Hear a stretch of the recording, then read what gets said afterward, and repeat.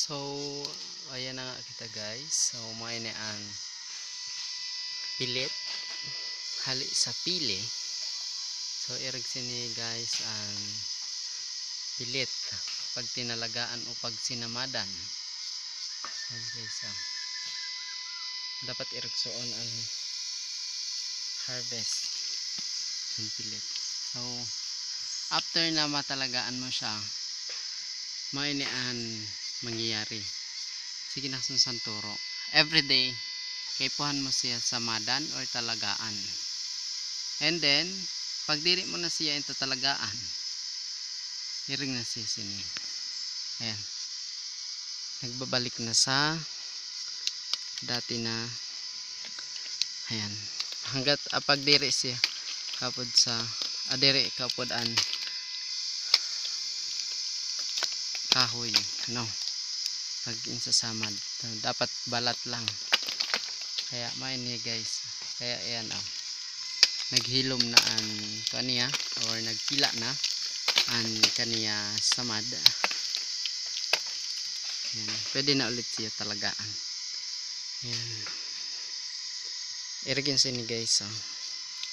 Pag medyo bago pa.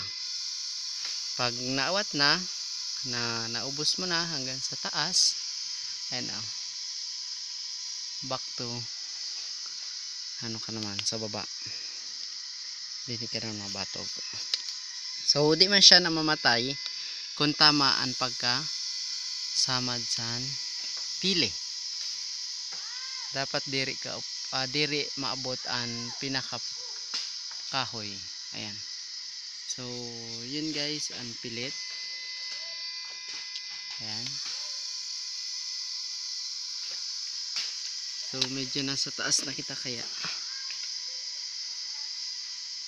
Ayan riksong kapote ang pilit.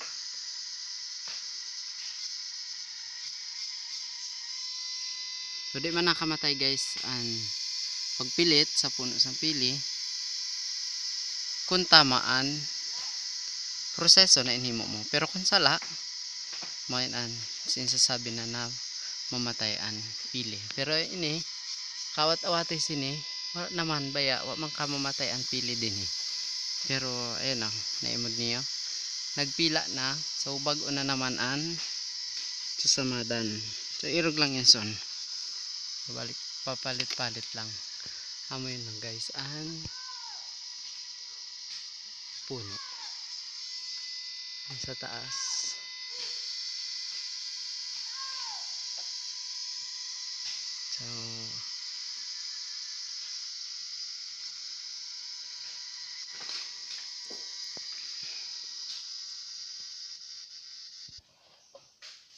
So sa ipan example san pinilaan sang pili o pagpilit mo ini guys.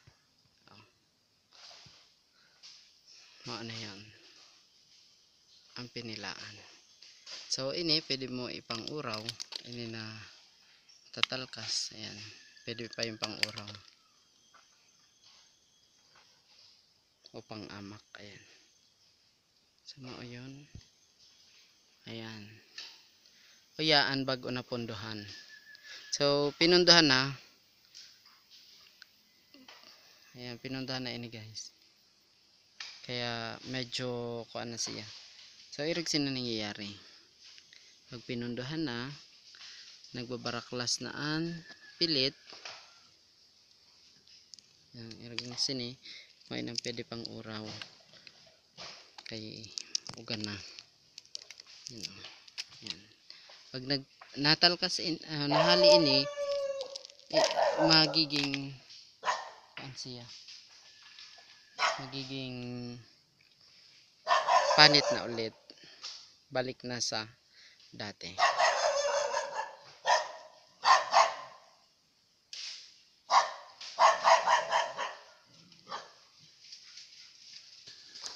Ayan, sayo pa sa kadaanisan san pagpilit habang nagtatalaga ka o naglilibot ka sa mga kuan mo kapilihan, nakaagi ka sa mga pili. So mayon ka pa sa another income na ipabakal pag uli mo sa iyo. Yan So diri lang ini guys an nakuha ko niyan daghan na habang naglilibot-libot ako din sa kapilihan. So hamay niyan mga impipilitan napili.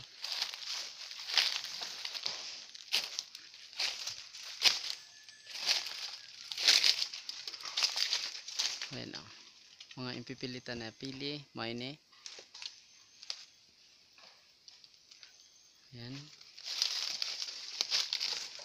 Daghanong pa ang impipilitan. Halos entero din napili impipilitan. Din sa amo. Maimod ninyo. Ayan.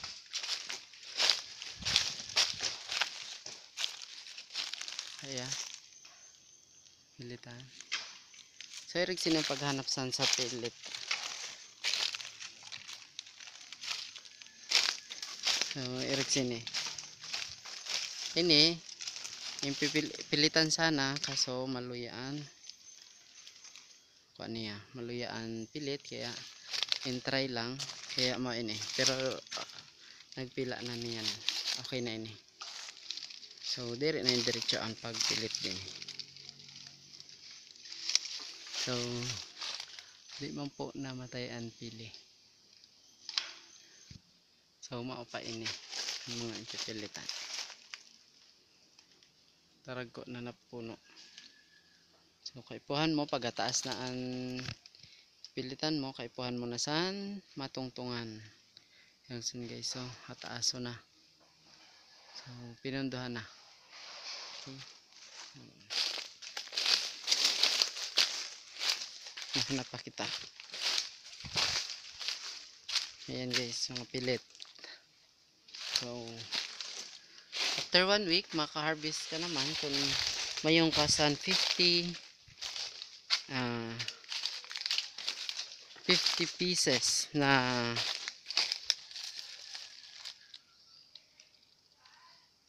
50 pieces na puno sa pili.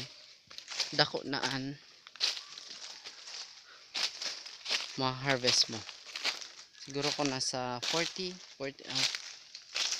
to 60 kilos san pilit ang ma-harvest mo pag ikaw mayon kasan 50 pieces na puno sa pili.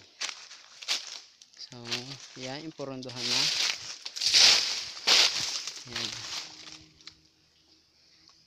So, wala to naman na maka-recover naman ini. So, madali naman ini. Ayan. Guys. Yan oh. Madali naman yon. Maka-recover na ini, pwede naman ulit ini sa madan. So, ayan. Kaya, di ka mahaga guys kung masabi ka mo baka di mamatayan pili. So, dire man. Basta tamaan proseso na inhimo niyo sa pagsamad sa pili. That's it. So, hanggang din na lang. Ayan. Shoutout tayo guys. Shoutout tayo sa mga masugid nating taga-subaybay sa ating mga video. Sa Reels and sa Facebook page natin. Shoutout ko kayo mamaya guys. Ayan.